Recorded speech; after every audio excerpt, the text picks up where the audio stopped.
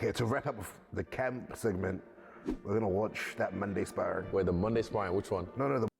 Okay, to wrap up the camp segment, we're gonna watch that Monday sparring. Wait, the Monday sparring, which one? No, the one where you got injured. I haven't got seen it injured. yet. Oh, they don't know yet. You don't know yet. You about to find out. This is breaking news. Breaking news. You about to find out. That was bad. Alright, let's go. We back. Rambo, young man, Rambo. Back. Let that didn't break. Let's go. All right, what we talking? What we doing? We're back. Okay. Well, thing is, I like to say, like, people, especially this day and age, they want to be first. Everyone wants to be first on the scene. Right after the fight, next day, that's the era we're in. Immediate reaction. And again, I don't react. I respond. I take my time. Cause this whole shit, like, bro, you have to, like, you understand, cause you see me go through what I went through for this fight. Yeah. No, but like, I like, you know, like, it was surreal. Hey, yo, bro, you gotta put the links in the Discord, my guy. Yo, Jigga.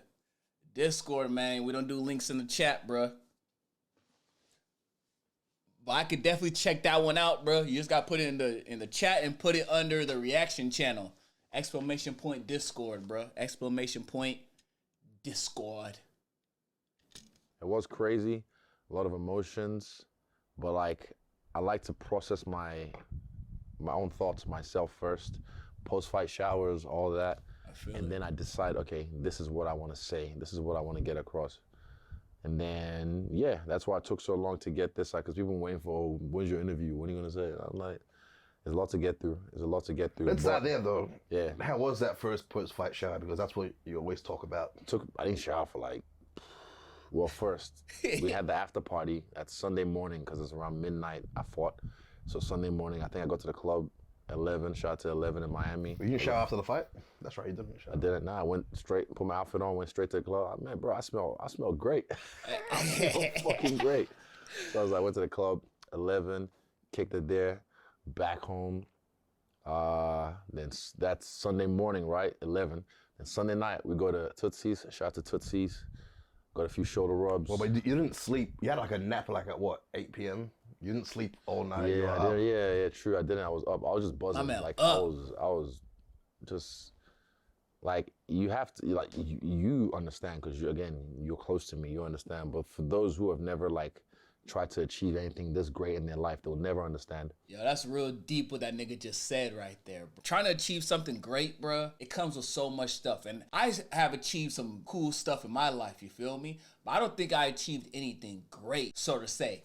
Not yet. So for me, I was just like, still just wired up, talking about the fight, watched the fight a couple of times, or once actually, that night. And then I had a nap around 7 p.m. or so, because I was like, nah, we're going to Tootsie's tonight. I'm in Miami, we gotta go to Tootsie's. So I went to Tootsie's, you know, have fun there. Even got to a point, I was there and I told this one chick, I was like, look, like, this isn't exciting to me. My life is so exciting right now. I thought this is what's gonna do it for me. I was like, this is not working for me. And oh, nigga, what? Y'all nigga easy cold. Like, yeah, this ain't it, bro. You mad boring. She understood, but. Let's backtrack 1 second, because you said you watched the fight again that night. How long had it been for you to be excited to watch, you know, one of your fights after that happened? Ages. Oh. The Robert Whittaker one?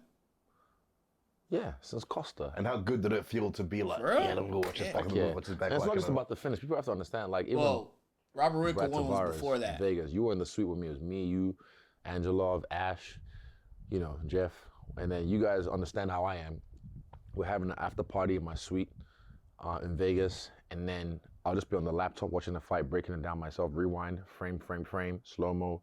And then after about 20 minutes, I'll come back to the party, tap in, you know, talk some shit, dance, play some UFC on the fucking screen, and then I'll go back to the laptop at the dining table, because I'm still tapped in with you guys. And I just like break it down, watch it again. So I like to watch the fights back that I'm excited about. It's not just about the finish, it's about what I'm excited about. Was I excited the way I performed? Yeah, you've been happy with the performance, result, everything. The result and the art of it, yeah. So for me, for the longest time, a dance partner hasn't got me like that. And New York, I watched it, I think 3 days after, because I wanted to see. I was like, I had fun in that fight in New York, but I didn't like the result, obviously. But this one, I love the result and I love the performance and what I did in the fight, first round and second round.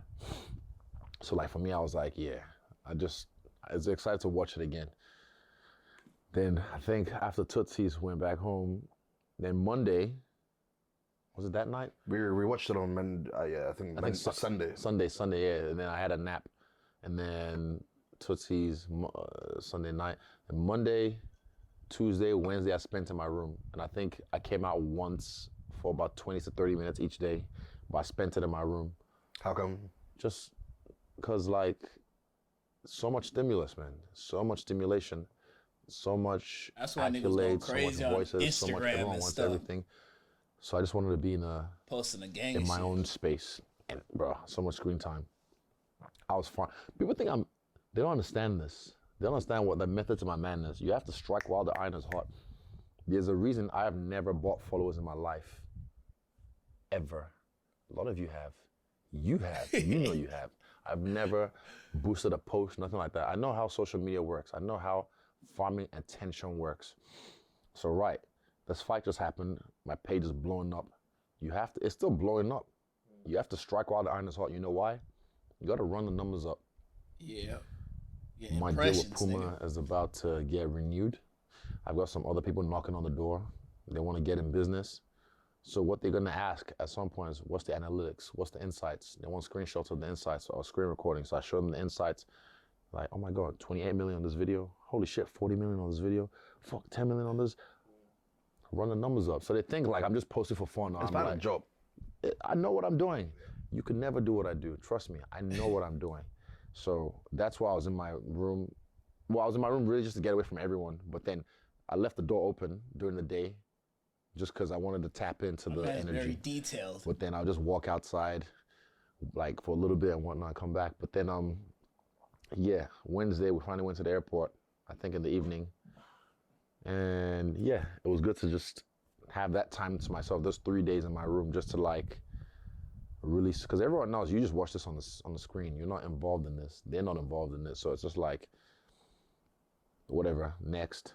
But now this, I'm involved in it. It's happening to me. It's happening in my life. So I have to really be immersive and really take control of the situation. Yeah, player one. Nice. All right, let's rewind to where, what was it, the fourth arc, this saga began. After Goddard stopped it at 281. What were the immediate thoughts running? I guess watching the replay, you're like, oh, why did you stop it? Oh, watching a replay? Oh, you mean in the fight or watching a replay? Just as soon as he called it off. Ref, I'm okay. It's funny, look, you look at that moment and look at this moment. Because that one, I told you I was down here. I was like, okay, he's trying to hit me, he's hitting me. And yeah, he hurt me. But also he hurt my leg. And my leg was the thing keeping me immobile, but I was on the fence and I was like, right, he can only keep this up for so long. I said this, bro. Eventually, I'll catch him. I was gonna take him down. I said this, bro. But then Ref jumped in, I was like, he was about to get him, bro. Fair enough, again, my leg clean him up. Blah, blah, blah. And he caused that. I'm not taking he caused that to happen. So all credit to him in New York. And that was his moment. But again, I was just like, fuck. And I like Goddard as well. He's not a bad referee, but if, you give Gastelum how many chances against me when I dropped him how long in the fifth round. I'm like, fuck, give me a chance, man. But I'm glad it all happened the way it happened because again, this was meant to be. It was meant to be for me. How it's supposed to be. And I think it was just that one sequence of you throwing the leg kick and then your legs being crossed over. You tripped, and that's what gave him the adrenaline boost to press forward. People think I actually, like, his check did something, but I was like, it wasn't his check. I kicked and I came back. Do the thing, Luca. Show them. I kicked, and as I was coming back, my leg, I didn't bring it back properly, and it got crossed over, and I rolled back. So people think, he's got such a powerful check. I was like, no, he checked. It's a regular fucking check. I'll kick his shin again, right on the shin. But wasn't that? I just crossed my legs on the way back, and that made me trip. And then that gave him the adrenaline That shit boost. sucks, by the way. I don't know how you guys do it over and over again. What? Checking kicks, kicking shins. Why? What would you say? I don't know. I think Frank and I were playing around and he threw a kick and I checked it or something. I was like, oh, and it was like 5% power. Yeah. I'm like, nah, fuck this. If you feel my shins, honestly, if you feel my shins, it's like a stegosaurus's bone. Like it's like a stegosaurus back. I just got bumps in it. Bumps. Does it even hurt when you check now? Are the nerves Adrenaline, dead? adrenaline. True. Adrenaline is, and also some of the nerves are dead, so it's like, it's whatever. But yeah, it doesn't really Fighter affect me. things, eh? Yeah, fighter things. Yeah. Y'all would understand. Yeah. Yeah, y'all don't understand. This nigga don't even fight. Yeah, one fight. Oh, man. All right, what was that first conversation with would Eugene understand. after 281? Fuck, 281. We're going deep. After 281. I went backstage. What did you say to him? What did he say to you? In the cage, I can't remember, to be honest. It was Well, in the first thing that moment. you remember. Backstage, I was just like, oh, fuck, man. But it's okay. I was fine. I was just like, again, I was like, fuck, damn it. Again, he got me at the end, and I had him. And I was like, fuck, same story. But talking to Eugene, he just reassured me. And I was like, I felt like I let him down, but he's like, nah, fuck, bro. I'm proud of you. So he reassured me that, you know, we did like I did well. Your stock went up after that fight. I know, but like I don't care. Fuck Yeah, I stocks, guess, fuck yeah. everybody else. It's about you guys, the people that in my circle, people that I care about and care about me. That's what I care about. You guys are nice too, but in the same sense, you flip to the next person after this. So it's like, yeah. I was like, nah. I just wanted to make sure he was proud of me. He's like, I'm proud of you. You fucking did well. I'm like, yeah. But fuck. You can even say after the fight, I was like, don't worry, we'll get him next time. How frustrating was that? Was this the story repeating itself? You being close to beating him and then... It wasn't in the moment. It wasn't even afterwards, bro. People would say, oh, you take a loss so well. I'm like, I hate losing. I fucking hate losing. But again, loss is part of life, and I've had bigger losses in this life.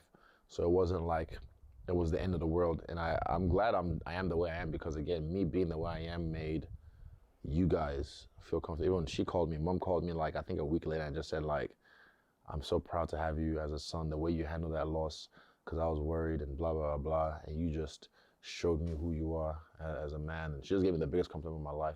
So it was like, it was nice Solid. to just make Real sure mom, you guys real were mom. okay. And I Round of think applause for the she mom. was so clear. She said, seeing you okay made everyone else feel like, that's my thing. Calm down. I'm drinking pop. Yeah. That nigga burp was crazy, nigga. No, but yeah. So for me, I hate losing, but it wasn't like, oh no. I showed up, press conference. I couldn't show up to the after party because it was so late, and also I was wrecked. That one I was wrecked. But the next day, Ariel, Flagrant. Who else did I do? Hot wings the day after, the 2 days after. That's right, yeah. So I showed up. I didn't hide. People think I went to crawl into a hole, but they don't have. They probably even checked. They just assumed I did. Yeah. But nah, I showed up. I'm like, win or lose, I'll always show up. So I showed up to that, and I showed up now, and I'm still showing up. Stay tuned. There's more fucking videos and clips and memes coming. All right, let's talk about the camp, because it was This a little camp. bit. Yeah, this camp. Let's talk about how that camp was, because it was a little bit shorter than what your camps are normally like. And I was witnessing it. It looked to be a lot tougher because of the adversity that you had to go through, physical and mental. So talk about your experience during the camp, how it started. We'll talk about how it started, the game plan, how they explained it to you, and the journey of practicing and adapting the game plan during sparring, during training, and you getting more and more comfortable being in the fire. Yeah. So this is the next arc that we'll discuss. Eugene even lot said in it one best. question, He nigga. said to me, either backstage or after the fight somewhere, is like, this is the most studied fight we've ever done. This is the most studied fighter we've ever done. He said, like, I had to get Twist and Mike Angle and just go deep on footage and tells, reads on all the fights me and him have had and all those other fights. They just studied this guy to a fucking T, to the point. Because he tried 3 times. Even he said in an interview, he tried 3 times, and he's like, fuck, now I need help. So he got them to chime in. And even shout out to like a guy like Teddy Atlas, because I've taken my time to do this, because I like to watch after the fight. After great success, cue Borat thing. Great success. I like to watch all the YouTube stuff of afterwards. I'll go back and watch before. I've seen some before stuff, but I like to see what people have to say or what their ideas of what they think is happening is, so I can see like, oh, they were right or they're way off completely. But Teddy Atlas was the most on the money. Him and Luke Thomas. On what, the pre-fight stuff or post-fight stuff? Post-fight stuff. After this fight, they were on the money with, like, Teddy Atlas was calling me a Jaguar, and I was like, yeah. He's like, he didn't skedaddle this time. He stayed right there. I was like, yeah, Teddy knows. Like, you know what we've been working on. So, yeah, Eugene said, like, this is the most studied fight ever, and we had to. And this camp was hard. I like the fact that it was shorter as well, because I've been fighting fucking years, bro. I've had over 100 fights. I know how to fight. I want to upskill my martial arts now, but to get fit, it doesn't take me long. Boom. Well, 5 round fight gets you what, 8 weeks to get there? Yeah, 8 weeks. 8 weeks is easy. I need 12, 13, 14 weeks. Is that smarter now? I guess like the older you get and the less wear and tear that you want to put on your body, doing a shorter camp. Efficient, yeah. So it's like, boom, I know how to get fit. I know what my body needs to do, especially the way I was disciplined this camp. I'm always disciplined every camp. Since the second Vittori fight, Eugene said this was a great camp. After the second Vittori camp fight, he's like, this was a great camp. Now, how you gonna make it better? That's all he said. And then since that, I've just made each one better. And this one was the best one yet. And so scratch that. You're not disciplined every camp. You've been disciplined since the Vittori. No. I was disciplined. No. I think I got here. I was disciplined, but shut the fuck up. No, I didn't say anything. There was areas and things that I let slide because of people I had in my life and whatnot that I had to like snip. But like Man, he's talking about them hoes, man. I had no distractions this camp. I was just like, it's fuck everything else that doesn't agree with this. Anything that doesn't help with this fight, scratch. Is that coming with your age and maturity? Yes. You're 34 in a couple months. 33. Fucking relax. Yeah, but I'm just saying you're. I'm just saying. I'm not saying you're old. Yeah, I'm not old. I'm fucking young. Getting mature, like you're maturing. I'm mature. Yeah, I think so. Maturing and also realizing who I am more every time. Not just each fight, just me. Just as I grow older, I just know exactly what I need. And also, I've had over 100 fights, so I know my body, I know my mind, I know my spirit. So, yeah, this camp was just hard, but it was worth it. All camps are hard, but this one's a new level of hard, but it was worth it. It was a way that I was able to just navigate this camp to a point where I think I was late once, but everyone else was late because of traffic. But like, I was just on, bro. I was fucking on. So now again, like what Eugene said, the next camp, I'm gonna make it even better. I'm gonna make it like, they're fucked, bro. You guys don't understand. They're like, after this fight, it's kind of like after the Gaslam fight. What happened after the Gaslam fight? Look how I fought with Whitaker and I fucking smoked him. I would have done the same thing to Romero, but he didn't want to. Trust me, I'm telling you guys this. It's over now. But like, he didn't want no smoke. He just pretended like he did. But I was on after that fight. I'm glad that happened anyway because it gave me a little bit of chip on my shoulder when people were backlashing me. Yeah. But then since, like, I unlocked a new level after the Gaslam fight. This fight, I unlocked fucking 3 new levels. He said, well, I say you opened the room in your house like you didn't know you had. Yeah, actual. Yeah. No, I ventured. Who said that? Atlas. Teddy Atlas. True, that's right. Yeah, he was on a real passionate. Yeah, that's right. I remember they said that. Yeah, but I literally did. I feel like now I'm like, they're fucked, and with who I'm bringing in soon, just to work on some shit, they're fucked, bro. Like it's bad for them. I can't wait till the next fight, bro. So was that true what Eugene said when he talked about? He did an interview explaining, and he said something about when he told you about the new game plan. Was it true you said that you told Eugene that he was gonna really stress out in this fight because he's putting you in the fire? No. Like when he first at one time he said like, for this fight I want us to be more offensive minded. I'm like, finally, thank you, because again we were so good at the long range, keep people away, pop them, move, hurt them, knock them out, but like, you know, with this guy, we couldn't do that because he's also long and tall as well. So after 281, me and Eugene, and he's a good fighter, bro. Some of the fight, I remember the second Whitaker fight. Man, he good. After the first round, I really wanted to go after him, but Eugene had to pull me back, and I was like, I should have gone with my instinct, because again, the first Whitaker fight, your instincts. I went with my instinct, and then we were able to just adapt. This fight, I went with my instinct. This last fight, I went with my instinct. We'll get to that. I went with my instinct, and we were able to just like get it done. But yeah, and it's. We have a game plan that was working and works, but sometimes as a fight, it's also they can see shit outside the cage that I can't see, and I can feel shit inside the cage that they can't feel. So we have to work together. But yeah, this the Whitaker. Oh, which one was I talking about? The Whitaker 2. Yeah, that one. I really want to go after the first round. I heard him. I was southpaw, but I was like, okay, fuck, go back to the game plan. We're back to orthodox, and then just beat him up, but could have done worse. Yeah. Could have done worse. Yeah. Even though they gave you that new game plan, it wasn't like it was, smooth sailing. Yeah. Like, you're when going I to said I was change gonna make him stress out, that's right. Yeah, I did say that. Yeah, I said that, but like. And I'm talking about you adapting the game plan and practicing. It wasn't just like, we here's did a new blueprint. And I'm going to say it wasn't just smooth, like, you just switched it on and Drills. there was drills, but there was also drills. like adversity to adapting to a new game plan. Yeah. And what's it called? Learning how to be comfortable in the fire. The thing is, I've done that before. Again, look, the first Whitaker fight, UFC 243, that was not the game plan, but I just felt good in that moment. I was just like, and that's right after the Gaston fight, I was feeling myself. I was just like, man, let's go. And I was able to just take it to Whitaker, Let's go.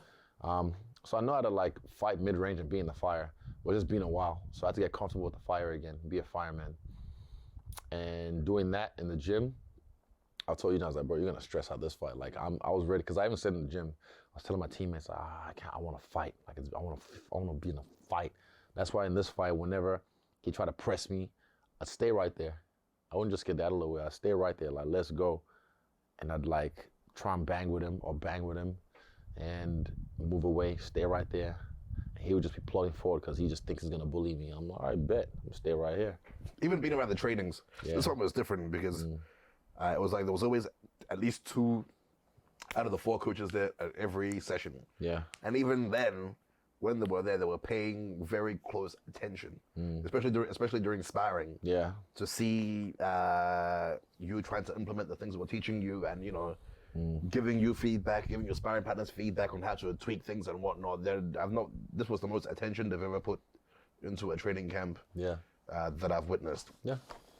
So talk to me how your confidence grew during the camp, from week 1 till the end, and how you were, able to, overcome those hurdles. Because witnessing it, I could see, because, they'll be like, stay there, don't worry about the counters, I could, it was, What he's saying in those words is like, trust me, you'll take care of them. It's like, trust your instincts, don't worry about the counters. All he said was just trust me, you'll take care of them. You're fine. I was just like, okay, cool. He's a general. He tells me to go kill someone, I go kill him. Yeah. So when he said, trust me, you'll take care of them, I was like, bet, I trust you. Yeah. So that's the thing. People lose that in this game because it's fighting, but it's martial arts. But when I put my life in his hands, I'm like, right.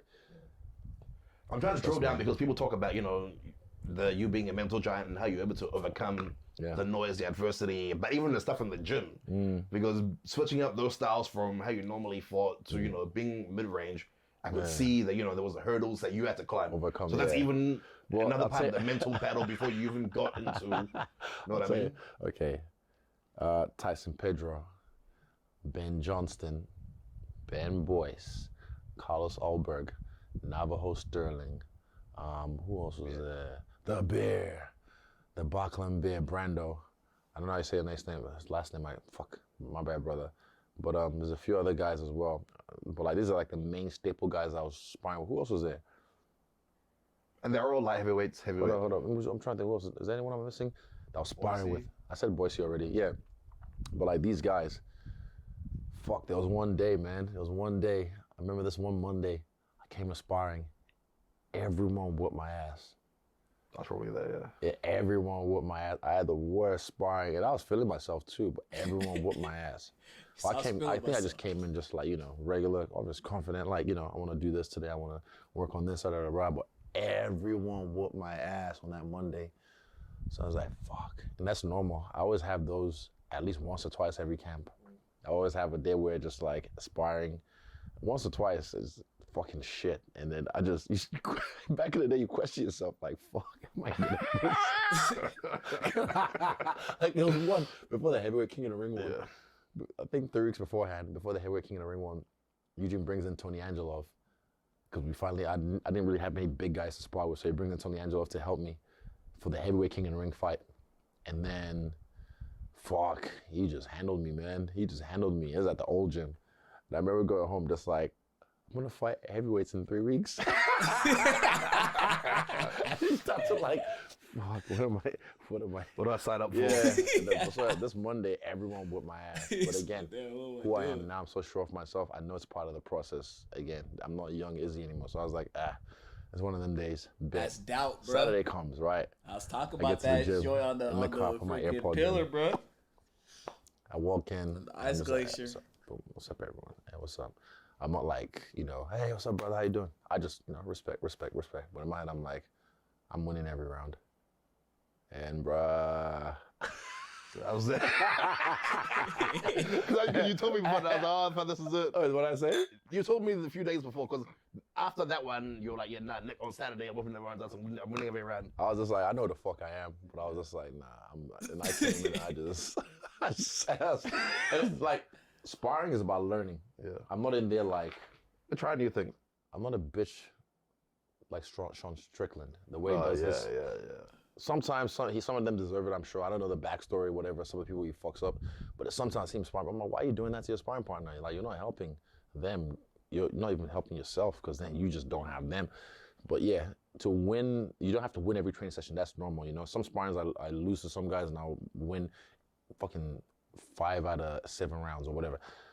But this sparring, I was like, I'm gonna make sure I dominate every round. I'm gonna make sure I implement everything we've been working. I wanna make sure I take care of everything. So that's why I came in there with a clear goal. And I remember and then I was just like, fuck, I'm the man. I was like, that's right, I forget. But again, old Israel, like I said, with the Tony stuff, I was like, man, would I be able to, what's gonna happen if, and look what happened in Heavyweight King in the Ring. Yeah. I smoked them. So this one again, that Monday it was a bad Monday, man. It was a bad Monday. I just got handled so bad by everyone. Oh, Mark Timms. Fuck, that's right. Shout out to my dog, Mark Timms.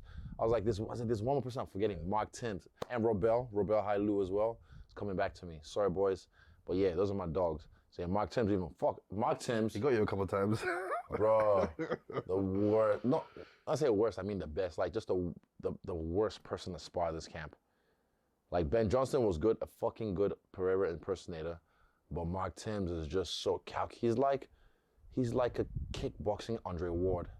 He's so small, Bernard Hopkins. He's so technical, and fuck, there's one I didn't want to talk. You'll see it later on. Later on, we'll put some stuff out at another date in a few years. You'll see some stuff because I think Jeff caught the one on video where he caught me. Yeah. Oh man, I was just like, hold up. Fuck, it was good though. It was good. Mark is the fucking man. And Robel as well. He studies Pereira and he knows how to use his body. And the Bear, fucking hell, those boys, man. And Ben Boys, the best hobbyist I've ever fucking known. The guy doesn't do no cardio, no nothing, but he just goes. He's just tough. He just goes. And he talks shit as well. And that gets me going. I'm like, yeah, fuck you, let's go. But it's all love. It's all love. How much of the game plan do you want to talk about? We'll talk a little bit, not too much. We'll talk a little. If you're smart, like I said, if you're smart enough, you figure it out. Yeah, figure it But out. a lot of you aren't smart enough. You said enough. Yeah. Okay, you wrote something on your mirror. Was that before the start of camp? Yeah, it was about... Oh, a couple of weeks in. So I did this dose of psilocybin. What's psilocybin? Mushrooms. And then I was tapping in. Well, it was after training one day. I was on my couch. I was just tapping into myself. And then I went to the shower. And this is maybe after a few hours. I never do mushrooms, and I, bro. Don't plan on it. myself on a different level. Like I went to that zone. I activated, when I show up, when I shed the skin, I activated myself and I was like, right.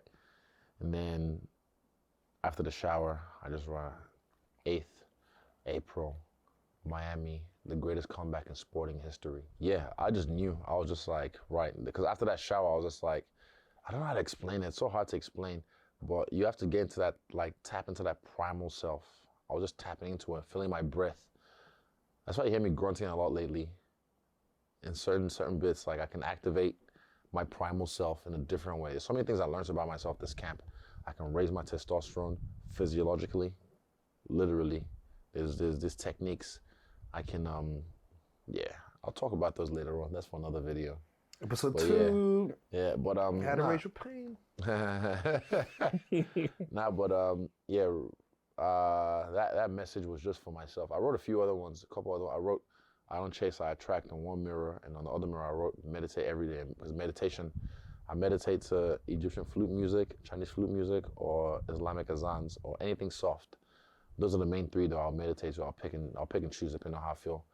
And like, Ooh, I might check them out, bro. yeah, meditation, man, is just for focus. Yep. It's for focus because, again, you're trying to focus on your breath. Or for me, I focus on my breath, and then sometimes I'll focus on my pineal gland, and I'm touching it and make it like I can feel it. So I just focus on that and keep breathing. And then if my thought ever wavers, just bring it back to the breath or bring it back to the pineal. And doing that just taught me how to focus. So that's why even me and Eugene, before the second round, you see him go, he said, hey, focus. I said that was fast, but then like, especially when you focus, there's no time. When you're focused, there's no time. You're not just wavering and thinking. So meditation really helped me this camp. I said meditate every day. So those things that you described are just tools that you use to stay locked in and Exactly. fortify your mind. Yeah, exactly. And talk about your work with Dave Wood, because I feel like that Oh was... yeah, 100%. Yeah. So I went and worked with Dave Wood. Again, I didn't work with him at 281 because there was so much, especially in this game, there's so much to work on. So I thought like I still have the tools from Dave I can use. So I didn't really use him on 281. And I don't regret it, but I decided in this camp I need to use him because, again, he's another crazy man like me. And we go deep. We go deep. So talking to him, working in the pool, even like some of the stuff I did this camp, I thought he was bullshitting me when he told me I was in the ice bath. And he had this challenge because he'd never done it either. He's like, okay, in this ice bath for 2 minutes, only 2 breaths. So that's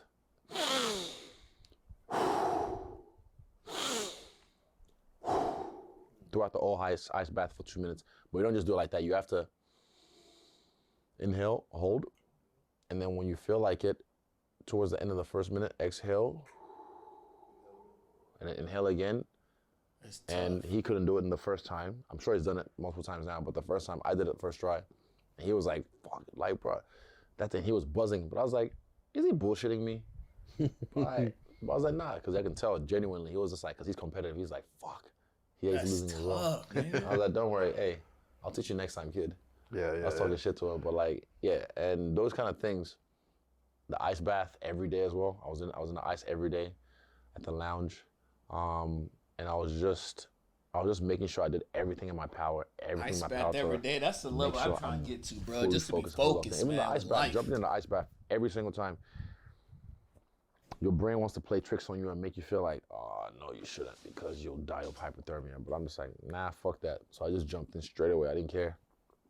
And doing that, it just, again, fortifies your mind to the point where you're just like, okay, right, we're here. Boom, I just jump in. Even though my brain's like, no, and I'm in, that's what my brain is doing, not me. I jump in, I'm just like, straight away locked in. But my brain would try and like, I'm like, I have to tell it, relax, because I have to show who the master is, who the master of the body is, or the soul, of the mind.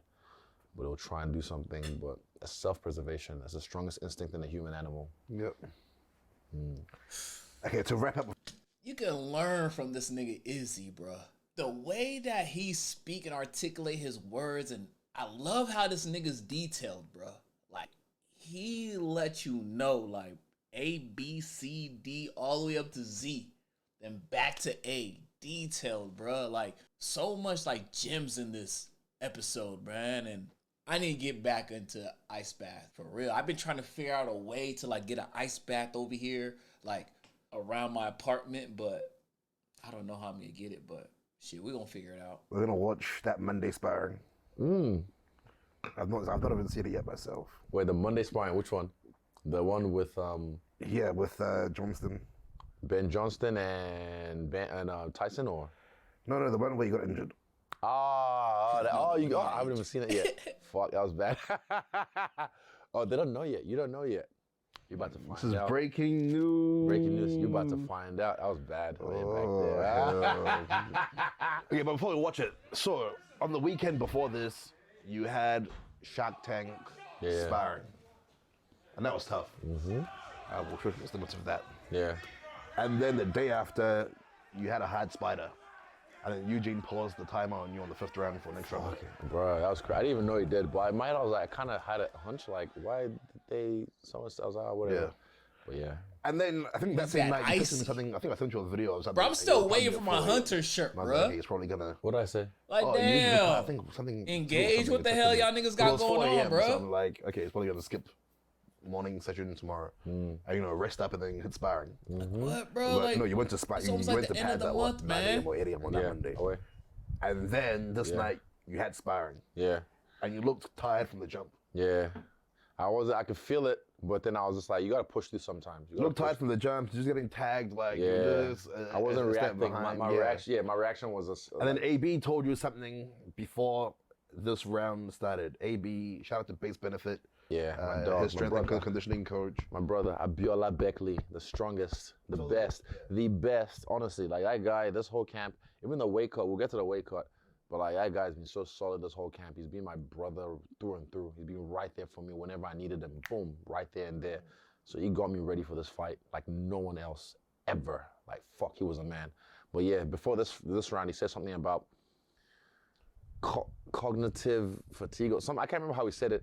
And he's like, but just turn. And I was like, You can manually activate it. yeah, he what said it like, yeah. I know you're tired. I know it's called cognitive, but you can just go, just show up. And I was like, To turn it on. Yeah, he said turn it on. I was like, I bet. Again, he's another coach of mine. Tell me to jump. I say, how high? I was like, all right, say less.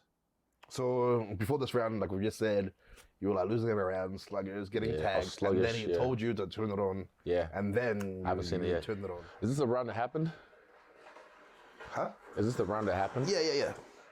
We look at him. Ooh, look at him. Yeah, I remember these. I started to turn it on. I was just right there.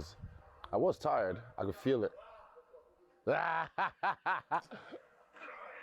And normally I'd be able to stop all these, but it's just because my I muscles thought were they would fatigued from spar the like in sparring, a the Shark cage, Tank, nigga. and then Spider as well.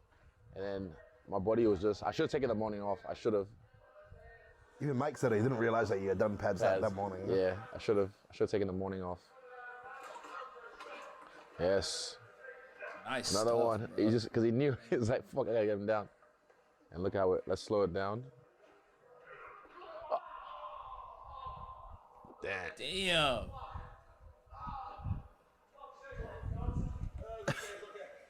Damn. Damn. Fuck, it was painful. Damn. I said, it's okay, it's okay. I just don't want anyone to freak out. Oh, brother, that shit look crazy.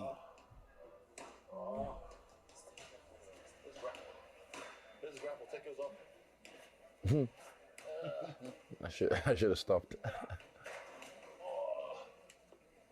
Fuck. I remember the feeling as well. What did it feel like? It was like hot. I felt hot, like a burning feeling. But this is just mental toughness and adrenaline. When it happened, I was like, sitting on the ring like this. I was fighters, man. Don't worry. I've been through Damn, this worse. nigga still going?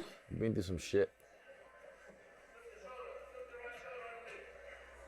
And then you did this grappling round, you finished it, and then you did a round of shadow boxing.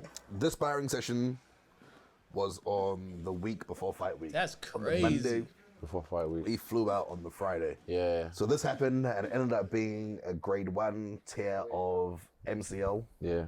And I think you sprained or strained the ankle and the ligaments in there as well. But from here, it was straight to ice bath. On Monday that happened. So he still finished out the session. You can see it, bro. Then on Tuesday, Wednesday, Thursday, Friday, he flies out. Bruh, that's crazy, bruh. Yo, that's my dog right there, man. And then we just did everything. It was physio, ultrasound, magnets, taping, Panadol, ibuprofen, Normatec, inflatable boot sleeve. Like, we just threw This fucking kitchen sink. the kitchen sink at it. Yeah.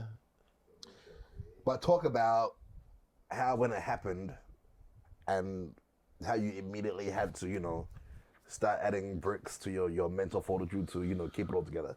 Cause I've been here before. My UFC debut, 3 weeks out. Did my right ankle. Right ankle.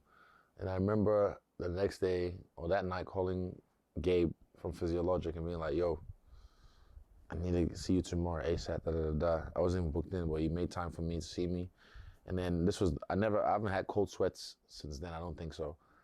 But he had to like re-injure it, or cause pain to it so the blood flow can go or whatever. I don't know, it's fucking magic or whatever. But I remember like biting on a towel and sitting there in pain, screaming as he's fucking my hurt ankle, massaging it where it's not supposed to be massaged because it hurt. But you're supposed to because it causes blood flow to it and helps especially with ultrasound and all that, helps the healing process. I remember just getting cold sweats. It felt like 10 minutes, bro. I don't know how long it was, but I remember just biting a towel and just going deep. So that's one. Brunson fight, I hurt my knee 3 weeks beforehand. I remember Pops saying, just take 5 days off and do nothing. It was really bad. Took 5 days off after cortisone. Got permission or whatever. And then 5 days of nothing. 3 weeks before the fucking biggest fight of my life in MSG. I just took it off. And again, lock it in, lock it down. So this one was the same thing. I was just like, it's all part of the story. This is meant to happen. When I say meant to, no one ever wants anything like this to happen, but it's just, if you can't change your circumstance, you change your perspective. So I was like, right, this has happened. This is my perspective. This is meant to happen. That's bars right there. So the comeback of getting from then to the cage was already like a big win for me because I was like, yo, I'll beat that. And that's after doing that, because that was really fucking bad. That made me that was really bad. But after that, and I was like, if I can get through that and get to the cage, this fight, I can get through it. So added to my confidence, added to my fortitude, and I was just like, they can't break me. I don't remember what I was saying by the show. I was like, when did I say that? So yeah, you can roll the tape. I wanted to say about, I think you said before, Eugene has teaches you guys to fight injured because you would never go into a fight 100%. Yeah, that's part of it. Everyone goes into a fight with something. It might be a finger, it might be sore legs, sore back, whatever. Fucking Kamaru was fighting without ACLs for how long? He broke his hand in the, I think, 2 weeks before the Kobe fight, yeah. Fucking the machine, was his name? Marab fucking broke his hand before the Peter fight. So yeah, every fighter has something. It might be something. No fighter's ever truly 100%, and everyone, I might this after a fight, my back. Even if I won, I didn't go straight away on the podium. Actually, Eugene, he told me this one time. He had a fight, and he was in the corner, Muay Thai fight, and he's a Lolo. I don't want to butcher the story. Something was hurt. And then after the first round, he goes and sits down and he goes, Lolo, I think my hand's broken. I can't remember if it was his hand or something. I said, Lolo, I think my hand's broken. And he goes, Lolo's like, okay, you want me to stop the fight? He goes, no. He's like, well, fuck. Are you gonna fight? You gonna fight? Like, fight then. And then, yeah. Did you win? Yeah, I think so. But for me, yeah, he taught me that. Just it doesn't matter. You can go through anything. So I was ready, and also I know me, I know who I am. So I was like, yeah, I'm locked in. They're not gonna break me, no matter what. The hardest part for me was because we took it to ice bath, we took you home, I got you ice. You had ice on your knee, ice on your ankle, and you were just sitting on your spot on the couch. I think the TV was on. I didn't think the volume was on or whatnot. Yeah. But you had your hoodie on, and you had zipped it up. And I was like, as when Jeff and I are leaving, I'm just like, looking at you laying there, all I could see you were trying to just keep it together. Yeah. And whatnot, because and adrenaline had worn off. Yeah. The pain was on, everything was hurting. At that moment, I remember, I was just, when the hoodie was up, I just felt like bursting into tears. But then I was just like, nah, they're not gonna break me. This isn't gonna break me. I could feel that. Men, we should cry whenever we need to, but then there's a time where you need to it can't be your first response. Something's wrong. It's not your first response. No, you have to be able to control your emotions. So right now, it's not the time to cry. So right now, it's the time to fucking fortify yourself and make sure you're locked in. So I was like, right. And I just made sure I was locked in. So you said while I was leaving, I don't remember this, but I remember this sitting down and just what was I doing? I think I said something to you that we're leaving out then. You didn't even turn your head or whatnot. I think you just put a thumbs up. Did I? I think you had your hoodie on, everything. So I'm just like, oh man, I was so heartbroken. Yeah. Nah, I've been through this, man. I've been through worse. Life kicks your ass, man. Mm-hmm. But we pushed through. Mm-hmm. Okay, now we're on to fight week. Yeah. Departing. I feel like even when we came to your apartment with our suitcases ready to leave to the airport, the vibe was different. And you were moving better, you still had the swelling. We were early to the airport. Yeah, we went to the airport. Yeah, the vibes were good. And I was like, and I think like I got there, my stress just went, down. I could see the swelling had gone down a bit. You were moving better. I knew it wasn't 100%, but I was like, I don't know, I just had some Feeling. vibe and feeling to it. No, I was ready. I wasn't even like self-sabotaging or anything. I was ready, and I wasn't gonna let this stop me. So for me, leaving that there, I was like, let's fucking go. I want to go to war. I mean, for weeks leading up to the fight, I was like, I want to be in a fight. I want to feel like I was expecting this fight to be obviously like a Gastelum, but better and quicker. Yeah. Like I'm gonna get hurt, but he's gonna get hurt, and I'm gonna take him out. So I was like, nah, I want to be in a fight. I want to feel like I'm being in a fight, You took some big shots, even in that slow-mo one. Yeah, I took some, but I didn't feel them. In the face, there's only one jab. When I tried to set him up. Cue it, Luca. I tried to set him up, and then as I opened up, boom. Now he timed it. It was just I don't think he meant to. He was going, but he just timed it, and then boom. Maybe he meant to. Who knows? I don't give him credit. But like, yeah, and I was like, fuck. So that was the first time I tried to set him up. Second one, I again moving back, hook, but I just missed the right hand maybe. So people were like, oh, fluke, Hail Mary. I'm like, bro, you gotta look at the whole fucking tape. Don't just watch the knockout. Alrighty, how do you like Miami? I love Miami. Miami love me. That's my city now. If I go back, they love me. I love Miami. I love the vibe. First time in 20 years, it was like almost destiny. What up? Mami, Yami, Edjo, and distract us. No, it's okay. Sorry. Look at me telling parents in our house. Sit down. Can you bring me the remote? Sit down. Pass me the remote. Bring me the remote. Pass me the remote, daddy. Hey, Joe, pass me the remote now. Where's the remote? Sit down. I want this place clean in 3 minutes. 3 minutes. That was always the one. The house society, it was always 3 minutes. I was smoke weed in my own house. It was always 3 minutes. Why was it always 3 minutes? That's to clean the house. 3 minutes. It was always 3 minutes. I think that's from the WWE. Remember those guys? WWE. 3 minutes. So when you have your children, don't train them. I'll train them now. 3 minutes and we're out of here. Clock is ticking. All right, we'll go through fight week. Let's start it. How's the vibes in Fighter House? It was dope. I liked it. It was just, you wanted to keep it straight. Like, no riffraff, no people like coming in to visit just for anything. Even though it always happens, but there's always time and place. He just wanted the nighttime to be like serenity, which we got. Because that's the place of war. That's the hub. That's strategizing. But Fighter House was dope. I liked the house, the neighborhood. I liked my room. I was just, for me, I just need a bed. That's it. So I just had my bed, PlayStation right there. I was like, cool. I'm good. Walkout song, we vibed out to it on the way to the airport. Yeah, it just came to me. Where did the inspiration for the collar come from? Collar, Unleashed.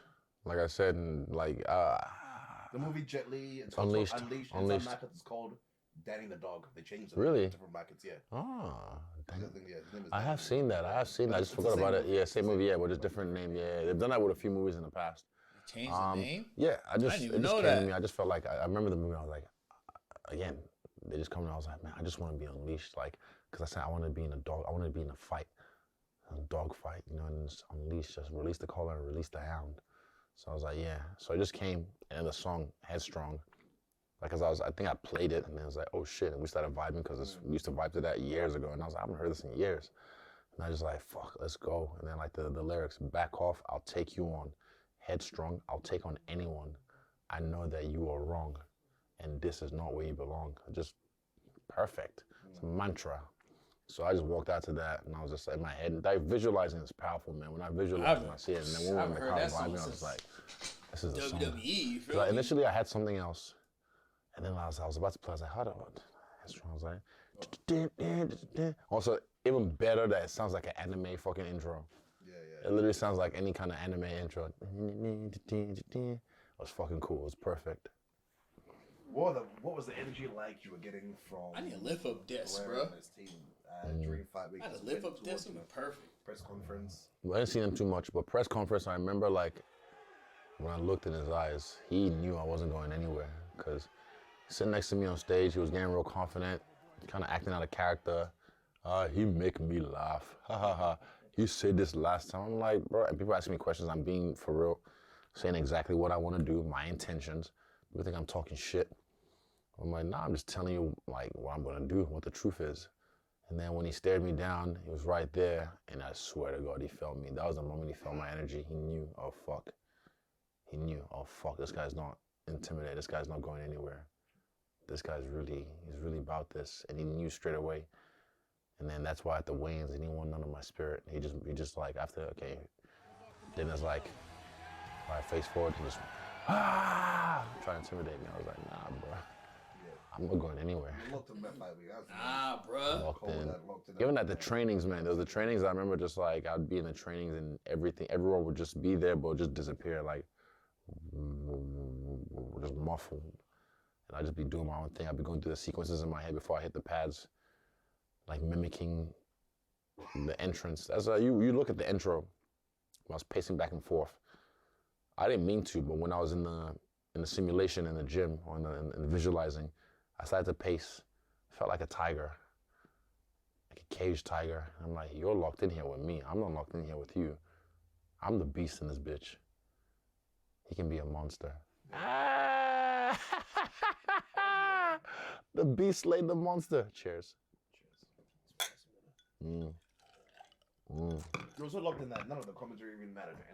None of the. That's the first fight in the UFC. I still haven't watched the countdown. I haven't watched any. I watched one of the embeddeds because you guys are watching it, but I didn't watch the countdown or any of the embeddeds. Yeah, I was gonna ask you because the people were like, your mentor doing your fight week or whatnot. Like the way you described it, like none of this, he's got your number or it's 3 or none of that's even entering your head because of how locked in you were. Bro, people, I don't even watch football, basketball, gridiron, tennis, nothing. I don't keep score. I literally don't. People think I actually give, like, I wish you guys could know how little I give a fuck. You can never, ever, like, impose your limiting beliefs on me. That's what you think. Or 3-1. You're gonna have to live for that forever. Nigga. I said it. He who laughs last, laughs best. I've been telling you guys from the jump, I don't give a fuck. Even if he fought another 10 more times and he beats me all 10, I don't care. I just want to know I can beat you. I always knew I can beat him. Yeah. Every single time I knew I can beat him. But I was just like, fuck, I just wanted to prove it to myself. Like, I know I can beat this guy. Yeah. First fight, judges fucking screwed up. Second fight, was beating him, and then, boom, he catches me in the third round. Great story for him. Third fight in MMA, again, beating him, catches me in MSG. I'm just like, fuck, I know I can beat this guy. I know I can beat this guy. I know in my heart I can beat this guy. So I just wanted to prove to myself that I can beat this guy. So I really don't give a fuck about 3-1. I just want to know I can beat this guy in the worst way possible. And I did. I did. God did. As you guys started the weight cut, what was that like with UAB? Oh, bro. Was MVP there at the weight cut? He was there when I was leaving. Even I got some of his energy on the way out. I love that dude, man. Michael is the fucking shit. Like Tim told me before we met in London, he's like, bro, you and MVP are gonna be. I was like, yeah, I know. We vibe on anime, whatever. We're both big, long guys. We're both flashy strikers. But bro, his energy is we just vibe. That's my brother. And having him around as well just made me, like I was leaving one of the final weight cut. But even before that, Jordy tells a clip, put Jordy's clip in there. When Israel is cutting weight, there's a certain point that he gets to, which I call the transformation. I describe this transformation as Israel shedding his skin and emerging as Stylebender. You see this mental and emotional shift in Israel, and it happens at the exact same point every single time that we cut weight. His mind shifts, the way he looks at things changes, and the way he speaks becomes very, very different. The best way that I've found to describe this transformation is that Israel Adesanya is quite literally becoming the last Stylebender. It's like his avatar state is awakening and starting to take over his mind and his body. The craziest part about this last weight cut is that there was a point right before we made weight where Israel was lying on his back, he had his coach AB next to him, he had his eyes closed, and he just kept saying, I'm gonna knock him out. And in that moment, me and his strength coach AB locked eyes, and we both knew exactly what was gonna happen that next night. Israel was going to knock out Alex Pereira. And the way he puts it, when it's all about me shedding my skin, I was like, true. It kind of, I've always said this before, actually. I've always said, even kickboxing in China, I was like, the sauna, or when I cut weight, is where I decide how they're going to die or how they're going to pay. That's where I really decide. Damn, okay. That's what I've said for years. That's I was deep. like, that's when I normally decide, like, this motherfucker's going to pay for this. All this shit I'm doing right now, this motherfucker's going to pay. So Jordy puts it to a point where it's like, he says that I decide how they gonna die. that I come alive. I shed the skin. I become the Stylebender. And I was like, true, it makes sense.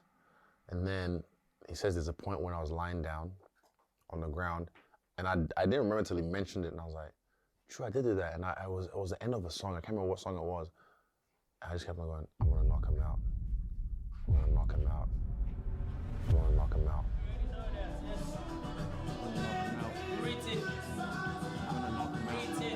And I just started to like, and it makes sense because it's like a ritual, like the weight cut is almost like whenever they put me in the blanket and the towels and stuff, I feel like a pharaoh in a sarcophagus or whatever, sarcophagus. Sarcophagus. Sarcophagus officer. Sarcophagus. Sarcophagus. Sarcophagus. In the sarcophagus. I don't even know how to say it, bro. Okay, don't. Sacrifice. Look like a sacrifice. Nah, but Hey, sacrifice, bro. I feel like it's a ritual. Even there's times when I haven't really needed to cut weight that much, and I just like, nah, I want to do a bath. I want to do a sauna just because it activates me. But then the next day I woke up. Oh, then as I was exiting, that's when I saw MVP, and he just like, cause Tyson and Brando, and then when Van was singing, and I was vibing with them, and the MVP pulls up, and I was like, yo, and I just hugged him, and I was just like, I just felt his energy in that moment. I don't know what it was, but I felt his energy in that moment. I was just like, let's fucking go. I can't remember what I said, but I threw the snake up. I'm about to strike, boom. And I was just like, let's fucking Cobra. go. I woke up the next day, boom, on weight. Didn't have to do nothing in the morning. And Jordy was just like, nah, ain't going to go grab dumbbells from the gym or whatever and put on the scales, just calibrate it and be like, like he never seen, like I'll tell you, me and Volkanovski are freaks. I've seen Alex as well. Alex, for what he does to cut weight and the way he fights, fucking God, genius. Just his physical genius. Like honestly, I still think he's the best fighter in the world. Yeah, well, good. Honestly, no, great. Yeah, great. The great Volkanovski. I like just the way he does, and then, like it's so cool how like we're in the same like brotherhood. I love that. I'm also in the same neck of the woods as well. I love that. But yeah, me when I cut weight too, I'm a freak. Yeah. I'm a freak. Even like doing the table tennis in fucking Abu Dhabi, Jordy was just like, nah, fuck mate. Yeah. Well, let's talk about fight now. But before that, you guys changed the way you did things. Last time you were fighting, you were training around the time you were fighting. But Yeah. This time, you guys only did that a couple times and then brought it down earlier. Just because what's risk and reward, you know, to train at the same time we're fighting or get enough adequate rest and sleep and chill. So we figured like rest and sleep and chill is more important than being locked in at that time because no matter what, I'm going to be locked in at that time.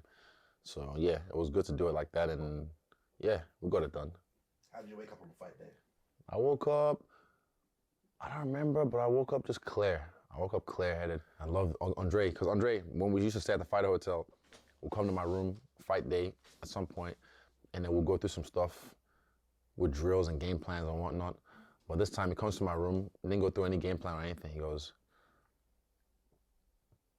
brother, I love the energy behind this, and he's holding the collar. He goes, I'm gonna unleash you, but I don't want you to go crazy. And I was like, bro, trust me, I'm calculated right now. I'm calculated. I'm not gonna go crazy. I just want to be right there. I want to be on the field, but I'm right there. And he's just like, bet. He didn't say bet, obviously, but he's like, he agreed. But he just wanted to remind me, just let me know, don't go crazy. Don't just go, ah! I'm like, nah, I'm not gonna do a fucking Clay Guida, Diego Sanchez. How did you feel warming up in the back? So we get to the arena. I was just cool in the arena and in the bus on the way there. I didn't even take the Bentley because I was like, fuck, I look too good. It would have been nice, but I was like, I want to be with the crew. I want to be in the same convoy. And then I go to the arena. I felt great. I felt great in the back. I felt like I wish I was in a different locker room, but I think they gave to Game Break because he's a Miami boy. He got the nice locker room. But yeah, I felt great though. I felt great back. You still had to manage your leg during fight weeks. I know you weren't kicking. Yeah, a little bit. I wasn't kicking as much as I normally would have. Some points, actually, I was. I did later on. I wasn't kicking early on, but then like from Wednesday, Thursday, I started to kick like pop and send it. Yo, toothless, fuck off. And then yeah, I was still just kicking, but like backstage, I was on, man. I was on. Oh wait, I was on. There's a point where you activate yourself. When you activate yourself and you're just like locked in. So it gets to a point where like, I was like, I like to get wrapped. Once I get wrapped is when it's kind of like, shit's getting real. I was like, yeah, let's go. I love Tate doing my raps all the time and I always ask for knockout raps. And then he knows how I like my hands wrapped. He knows my hands now. So then, cool, warming up, blah, blah, blah. I was locked in. Warm up was good. I was fucking firing. I felt good. I didn't feel lethargic at all. Nerves a little bit there, but again, I have the tools and the mental fortitude to be able to calm myself down and just ride the waves. It's always there, bro. And then before we leave, after we say a prayer, like the last combo we always do is a 2-3-2. Ba ba ba. We'll do it like 7 times and just crack the fucking pads. There's a picture I even put on Twitter. Well, I hit the pad and the pad like literally. That's me letting you know, bro. I'm cracking right now, but niggas ain't listening. They just like, oh. Yeah, what you saying? Bro, fuck it. Shout out to you, man. Another thing, these motherfuckers, because he's sitting there watching me, watching every reaction, watching all this stuff. Sometimes when you look too close at the target that you're hunting, you can't see the forest for the trees. He's watching it, watching everything, and when you do, you think, oh, this is what he's gonna do. Bet. Yeah. So shout out to you for fooling the people. Shout out to the team. Shout out to the team. Shout out to Luca, stay hydrated, and Jeff for capturing the work. But yeah, I was just like, man, this is. I had zero plan of wrestling. If it came, it came. Like I knew I was like, I'm stronger than this man, and I know I got stronger as well. I got stronger since the first. The last training camp was wrestling focused. Yeah, but this one I got stronger. So I was like, if I get him down, I still know the tools. He ain't getting away. I'll hold him down. I'll fucking beat him up. You weren't doing strength and conditioning in your camps up until the last few. Yeah, but like this one, I just because it's not even ego. We just knew we're better than him striking.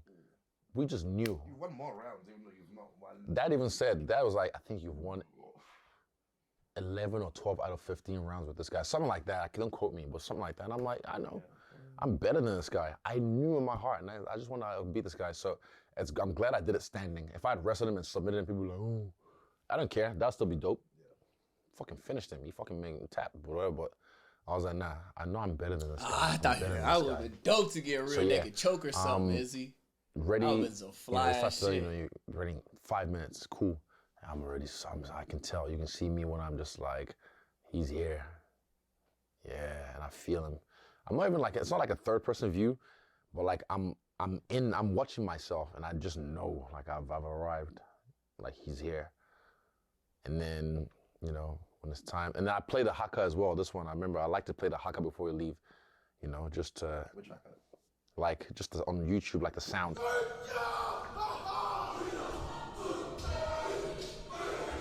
It's like a 12-minute haka, but just the energy in the room, it's silent, and then you just hear like the chants, and just gives us that like, because we're all bro, I'll be such intensity back there one day with Izzy, bro. Man, bro, imagine me being back there with Izzy, bro. I'll be, man, oh, that shit'll be so fly. I'll be like, bro, I'd be so nervous, bro. Oh, but that'd be so fly, though, bro. Just let me be back there, bro. Just let me, bro. I'll be freaking in a closet if you let me. You feel me? Just let me get back there one time. What you need me to do, bro? You need me to, like, massage your feet, bro? You feel me? Give you a little shoulder massage, whatever, bro. Just let me back there. I'll be like, yo, this a fly shit right here. We really going to war, nigga. Like, come on, man. That'll be so dope. Hey, man, we speak into existence. You feel me? Before you, I was just like, I can't remember what I said before I left the locker room, but then I just let the boys know we're fucking ready. Let's go. And then get out there to the back. I'm walking through. I'm not looking at anyone. I remember there's only a few people I see that I like and know. I just like, and I get to the back, prep point right here, Izzy. I'm standing there, and I'm just like, again, grunting. It's a thing. Like, I feel myself. I'm just like, there's one I saw videos like, we're about to find out. I don't know where that came from. We're about to find out. Let's go. We're about to find out. I looked at Andre and said that, we're about to find out. So let's fucking go. I'm standing there waiting, I'm like, chill. And at one point I just yelled. And I remember everyone just looking like, oh shit. Because they weren't expecting me, but I was just there. I was like, wah! I just yelled. I can roar. Yeah. You know, this guy is scary, big boogeyman, whatever. I had to call him the boogeyman of Israel's Adesanya's career. I bet. So then when it was time, and also the walkout, I felt like the first scream was meant to be at the you know, the end of. Yeah, but I don't mind. I mean, fuck, it was like a no. And this is the first time as well in a long time I haven't done the walkthrough the day before or the day of. I was just like, I know what I want to do. Get in there and unleash. Simple. But if I had done the walkthrough, I'd tell them this is where I want to start walking. I walk, get to the prep point. Decisions to hide. Back off, and then walk through the crowd. But like, it took a while, but it doesn't matter. Happened, boom.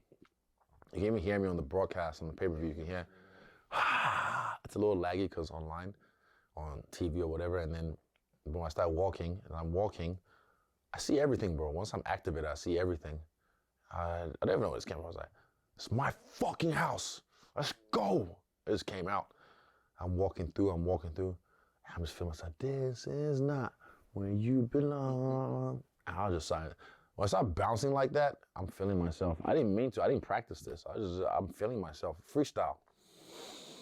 And then I get to the cage, the prep point, and then turn around. Andre just like, cling. Get him. I was like, fuck yeah, let's go.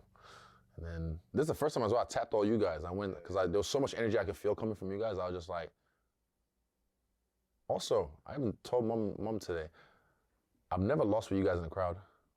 This is true. No one ever whipped me in front of my family. Like, only time I ever lost is when you guys aren't there. I mean, I also won when you guys aren't there. That Costa. was tough because I was the only one from the family there. Yeah, but like. Someone said something to me. What? I think it was friends. Yeah. He was like, where's your family? And I'm the only one here. Yeah. And then he was like, that's a lot of pressure. Mm. And I was like, man. Really? This is a lot of pressure. Really? I started thinking, Oh God, here we go. You didn't mean to. Oh no, I'm the only one. Family's not here. No. I was like, oh, fuck me. Sit. And it just made it Sit. made it a lot tougher because you couldn't really. I know you can share the burden with like, you know, the others, but like, Yeah. it wasn't the same. Sit down. There you go. Nah, but yeah, for me it was just like I tapped into, like, cause I was like, I feel so much. You never want to stay there too long, because for me then I'll cry, because I just feel too much energy and emotion. So I just tap in, just boom, boom, boom. Let's fucking go. And then yeah, when I stepped in the cage, I stomped the yard. I was just like, this is my house. Now I got to the blue corner stretch, and I looked at Eugene, and I was like, Andre, I was like, it feels good in here. It feels good in here. And then Eugene looks at me and goes, oi, you're a mastermind.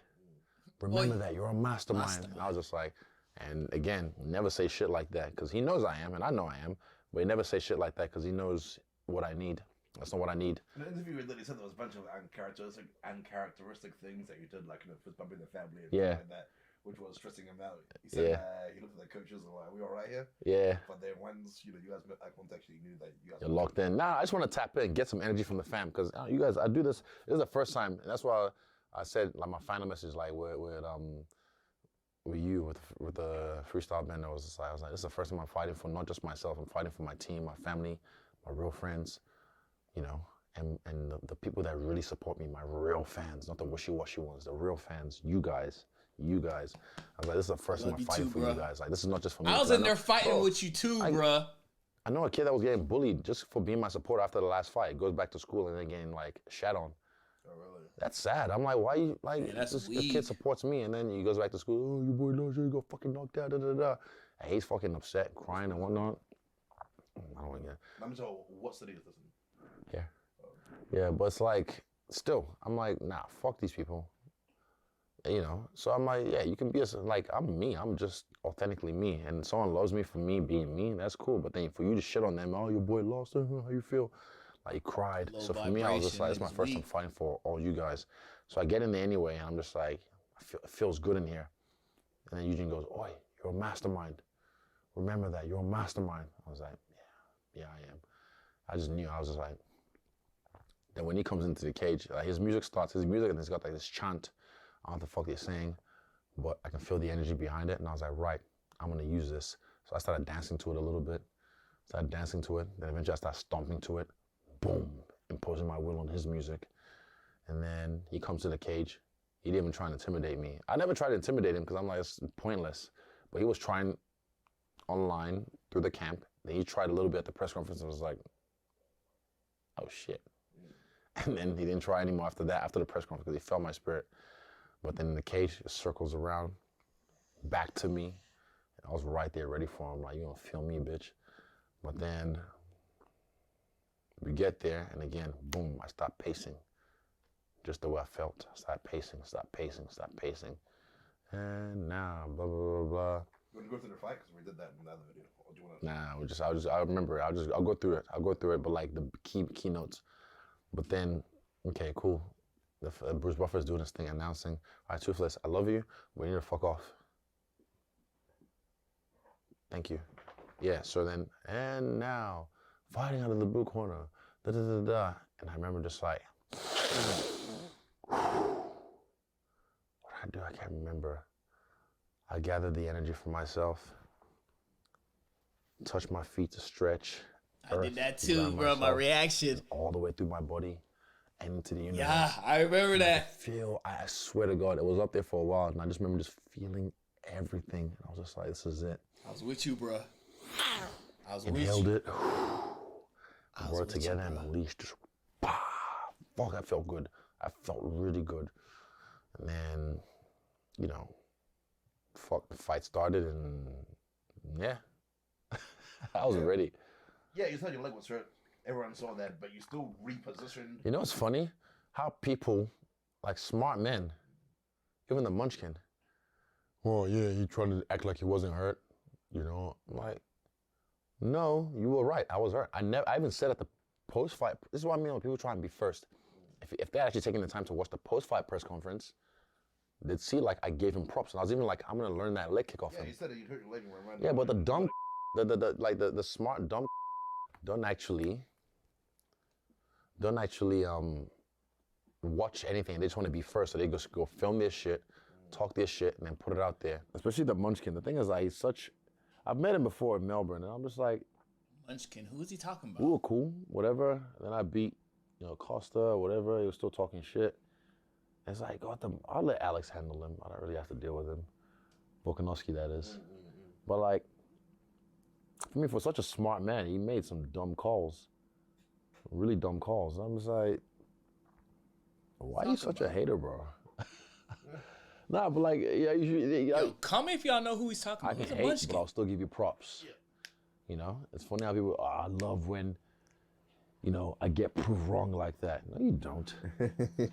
Try and fucking save it. Like, but for me, for such a smart man, he makes some dumb calls and some dumb decisions based off emotion. Maybe he had a lot of money on Alex. I personally, I think it's just jealousy and envy. Yeah, I think so. Jealousy and envy, and because he's such a munchkin. Yeah. Yeah. And because it was just so, I think, but mainly because it was such an epic, like, for example, when you were saying, in the fight build-up, this is the greatest rivalry, everyone was like, it's not a rivalry, but then, after everything happened, the way you did it, and how everyone was calling it one of the greatest, wins in combat sports history, the Greatest greatest. wins in combat, greatest celebration. Great celebration. Post-fight There speech. were too many accolades. Do I need to go on? How many there was in too one much to fucking do. fight? So yeah, again, they just see it. They're like, I know for a fact they just like. There was just too many accolades. They're in like, one little how moment. can we compete with this guy? You don't have to compete. You stay in your own lane. It's not competition. You're in a fucking different weight class. Yeah. Stay in your own lane. I'm Oh, in he my own did lane. just 2 rounds compared to what they did. Like, no, trust me, he's great. Yeah, he's great. Yeah, but He is. But the thing is, like, they have to realize that there can be many greats. yeah, exactly. Yeah. But they don't understand. They think it's like scarcity mindset. Like, Yeah. no, there can only be one. Yeah. But nah, there's many greats. I'm in my own lane. I'm doing my own thing. I've never switched off from who I am. Yeah. I keep the same energy. And that moment topped any of Any their of moments. theirs. And that's just Exactly. what happened. That's just what happened. You can And just it's see jealousy. it. I know. You can see it. I know. Trust me, hey, brother. I know. But for me, a lot of not just him, a lot of smart people as well, who I'm just like, they're like, oh, his ego, his pride. He wouldn't admit he was hurt. I'm like, I said it was hurt. If you fucking watch the post-fight press conference, I said I will even learn that kick. I've already learned it watching him. I've already learned it and feeling it. You're all fucked. The rest of you are all fucked because I'm gonna fucking kick your legs. I mean, you're known for being a leg kicker anyway. But now I found a new way to Change do it. up, yeah. And also now you gotta focus on that, man. I'm gonna fucking catch you with something else. Like, You your don't know leg what's was fucking hurt. happening. It's like my leg was hurt. Just your leg. And So then let's you go through the position reposition. sequence. Let's go through. Okay, so there was a bit. It was already hurt from the first round, and that's why I was like, again. I was like, okay, whatever. I'm gonna go southpaw. But he had no fucking business with me southpaw. It's only when I went orthodox, he just had to press forward. So there was a bit towards the end where he buckled my leg, and even here you hear Joe goes, oh, that one buckled him. Do that. It did because it hurt. Then I go southpaw. I'm southpaw. I throw a body kick. Boom. He throws a right to the body. Boom. Then I go, you know what? If Moses can't get to the mountain will come to Moses. You know what? Because when I was hitting him some, but sometimes he would just move out the Lean way. away, He'd be yeah, leaning yeah. away or rolling with it. So I was like, you know what? My legs hurt. Use it. And this is not like conscious thinking. It's It's subconscious. instinct, yeah. So like people don't understand muscle memory, how powerful that is. As a dancer, I have many dancer friends, and I know trust me, dancers have the best muscle memory that I know on the planet, because you can teach a great dancer a sequence and their body will recognize it. The neurons or whatever will recognize it and replicate it when they need to. So from Facts, the drills bro. that I've done, I my be muscles dancing my just whole life, recognize it. bro. It's like, right, You feel we're me? fucking trained and drilled for fucking thousands. Yeah. You know, so boom, we get it done. But like subconsciously, I was like, right. So he throws a right to the body after I throw a body kick. And I was like, you know what? I'm southpaw. I'm like, you know what? I'm just gonna give it to him and get him close to me. Again, I set him up twice beforehand with the shell and it missed. First one I got popped, second one, I missed with the hook. And I was like, right, I'm just gonna, those ones I wasn't by the fence. But this one I was like, right, he thinks it's over. Hey, I'm just gonna shell up. Yeah. And again, this is not conscious, this is subconscious, this is muscle memory.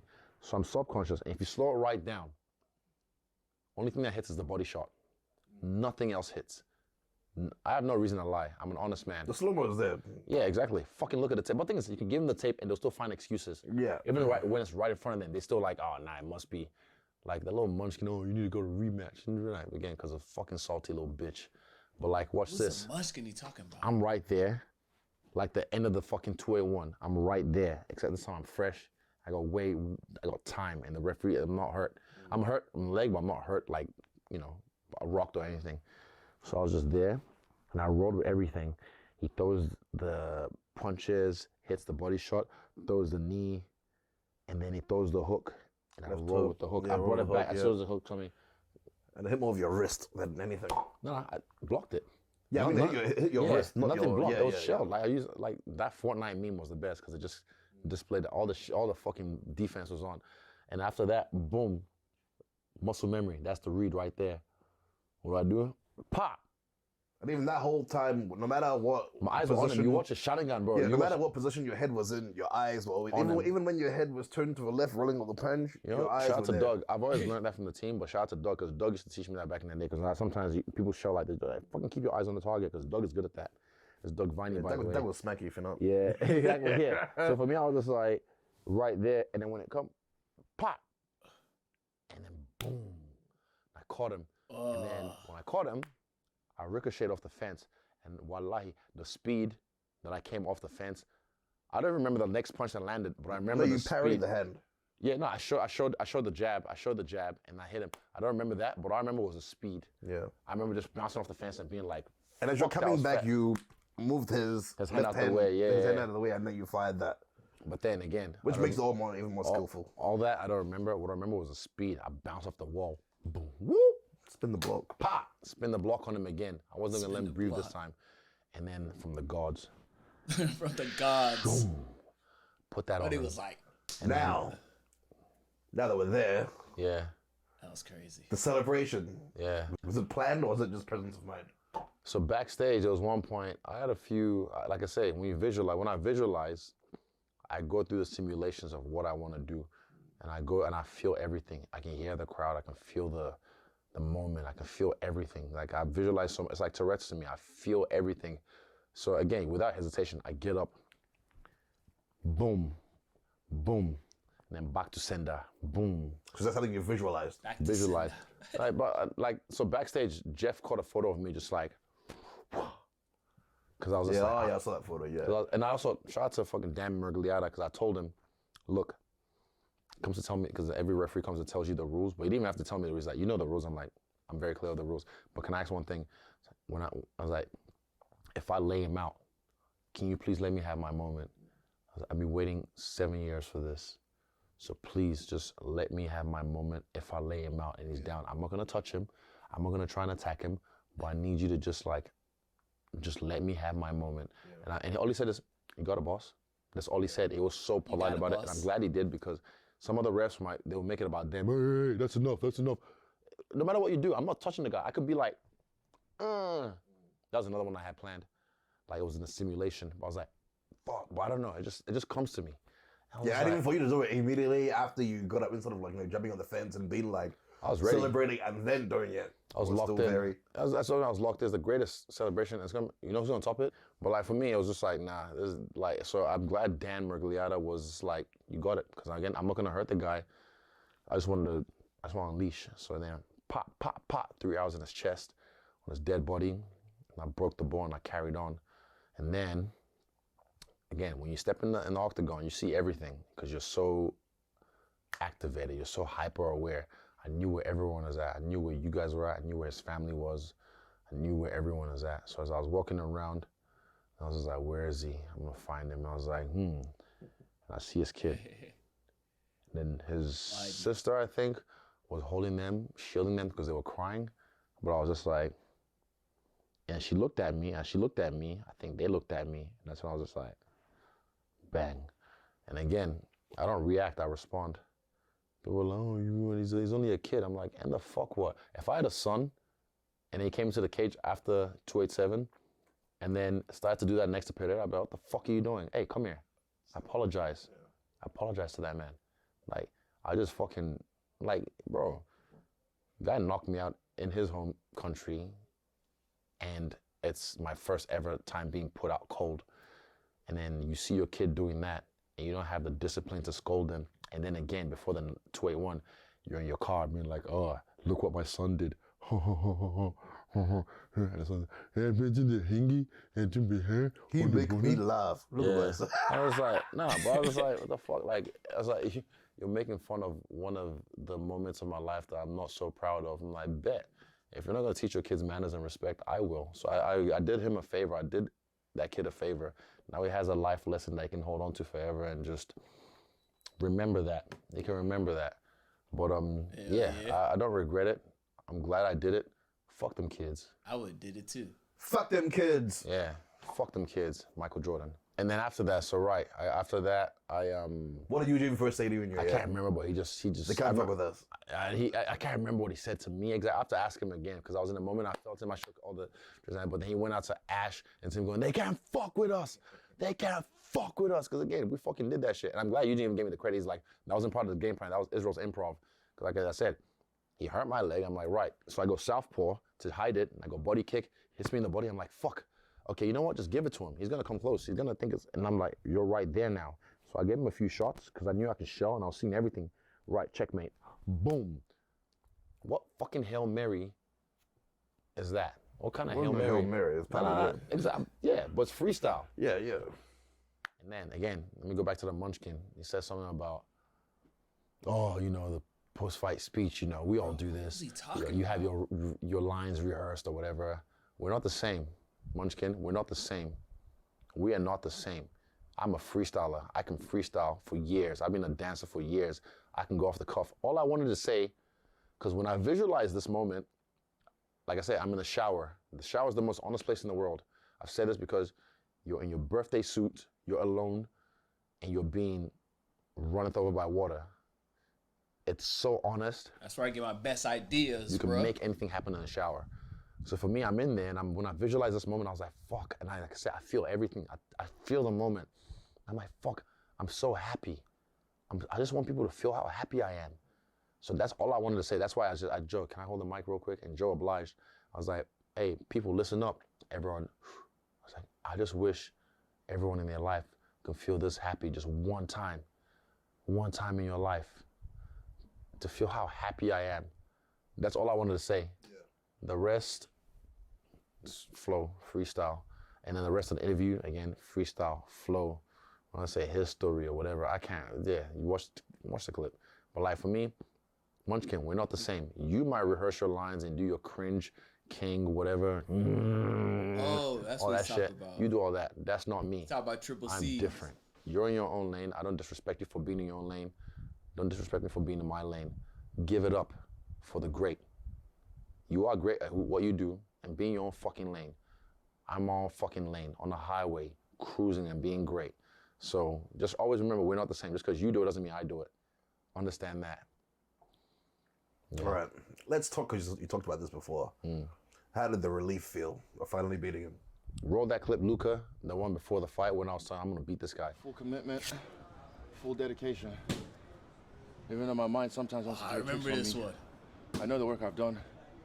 I know what I have to do. I'm going to beat this guy. It's like I can't wait, episode man. 2, I think. I get emotional when I think about it because I think about the result of what's going to feel like, the relief, and that's why I get emotional. But I'm going to fuck this guy up, man. That's it. Win or lose, after a fight, win or lose, you always feel relief because of the work you've put in. And just to be like, fuck, we got it done.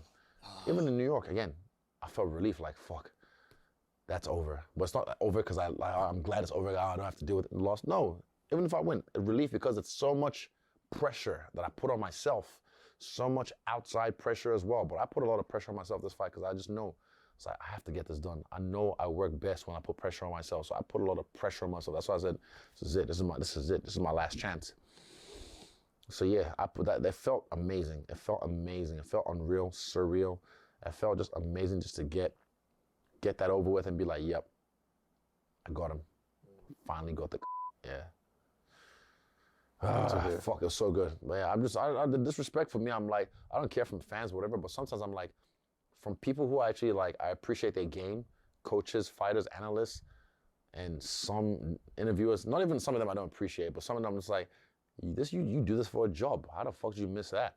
Yeah. And you're trying to discredit me and say, oh no, he wasn't really hurt. It wasn't really hurt, trust me. No, he's just his ego. He doesn't want to admit he's hurt. We all do it. I'm like, no, we don't. You're not me. You are not fucking me. Yeah. All right, you said that you didn't peek around the corner like you normally do before this fight. I didn't. But now that, it's in the past, what do you see? I know who I see. I've already talked to Dana, and I tried to set up some things, but Apartheid? Nah, I'll tell you one thing. Okay, you know what? What I actually really don't like, I'm gonna take him to school in the octagon and on history, because what he's doing is creating divide. You can't, knowing your history. I've never questioned him as an African, because yeah, you were born in Africa, South Africa. Of course, you're an African. I've never questioned that. But who the fuck is this cracker to tell me who the fuck I am, who the fuck Kamaru is, who the fuck Ngannou is? I'm like, are you dumb? As a product of colonization, you're trying to tell me who the fuck I am. You can take the boy out of Africa, but you can never take the Africa out of the boy. I never ever did that to him. I never discredited him as an African. Okay, there you are, cool. You want to make a fight, cool. But the fact that as a fucking cracker to tell me who the fuck I am, that pissed me off. And that's why he's my next fight. Because I don't want to fight anyone else. This one pisses me off. I like, this fight even Joe at one point, you replayed the clip. This one's got an angry look on his face. Izzy has an angry look in his face. He does. I can use my anger. Never use your anger in an emotional way.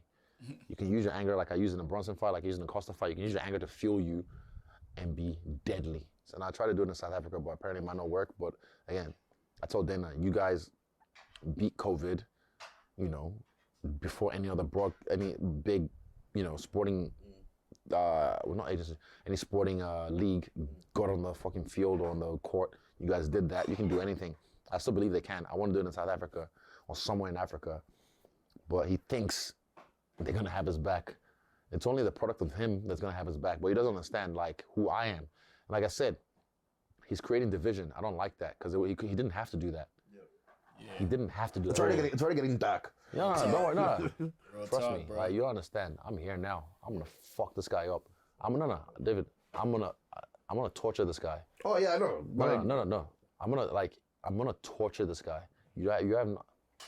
No, trust me, I understand. I'm stopping now. I'm getting. Nah, it's not even like I'm angry, but I just like I know when I show up, I'm gonna torture this and guy. especially when someone does shit like that. Bro, I'm gonna do it. Like my ancestors are gonna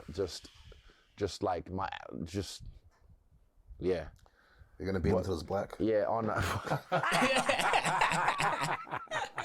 Be a real African then. Gonna be one of us, Dragons. Stupid. Free Mandela. Free Mandela. I mean, you don't have to create division. This is not the time for division. You could have definitely got the fight without talking all that shit. But now you be careful what you wish for. You got what you want. So yeah, he's next, and I'm gonna fucking beat him till it's black. Anything else that you want to touch on? I'm done. That's it. Oh, that was good. Shout out to them. Shout out to us. Hey, shout out to the team. And you. Don't let us in the house. Oh, yeah, true. Sorry. Sorry, Mom. And you. Again. It's hunting season. Let's go. T-shirt I still is need my dropped. shirt, bruh. The hunter is not a hunter. I need my shirt, bruh. Say less, Engage. boss. Y'all need to run it up, man. I already ordered it fucking over a month ago, or almost a month ago. Let's go. I need my shirt, man. Round of applause for my nigga Izzy, David, Jeff. The nigga name with the L, don't know his name, but round of applause to y'all. The production, all that, man. Dope as hell. Big fan of all y'all work. I make reactions to this because I love this. Love Izzy. Love the whole gang. Hopefully, shoot, God willing, one day we meet. You feel me? Just have like dinner or something. That shit would be fly as hell. Lunch or just chill, just to kick it. Man, I just want to pick this nigga Izzy brain. You know what I mean? Just like ask some questions. Not even about fighting, none of that shit, bro. Just really just life, bro. Like, fuck all that. I ain't asked about like, yo, this fight it. Nah, bro. Like, bro, I just got some real man-to-man questions that I feel that we connect in a way, and I feel like someone can guide me that way or help, assist, throw me an alley-oop or something. You feel what I'm saying? I'm not 100% depending on your perspective, but I feel like your perspective can help me navigate and I can create my own art, you feel me, in my own journey in life where I'm going. Yeah, so you ever see this message, I appreciate that, man. That'd be dope as hell.